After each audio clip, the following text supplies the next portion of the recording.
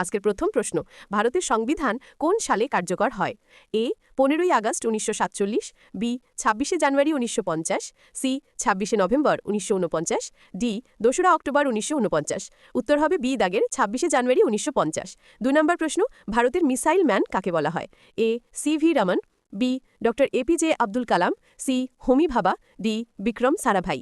উত্তর হবে বি দাগের ডক্টর এপিজে আব্দুল কালাম। 3 নম্বর প্রশ্ন, ভারতের জাতীয় সঙ্গীতের দৈর্ঘ্য কত সময়ে গাওয়া হয়? A 39 second, B 45 second, C 52 second, D 60 second. উত্তর হবে সি দাগের 52 সেকেন্ড। 4 নম্বর প্রশ্ন, হরিয়ানা রাজ্য কবে গঠিত হয়েছিল? এ 1956, বি 1960, সি 1966, ডি 1972। উত্তর হবে সি দাগের 1966। আজকের লাস্ট প্রশ্ন, ভারতের সবচেয়ে বড় রাজ্য এলাকা অনুযায়ী কোনটি? A Uttar Pradesh, B Maharashtra, C Rajasthan, D Madhya Pradesh. এটা তোমরা কমেন্টে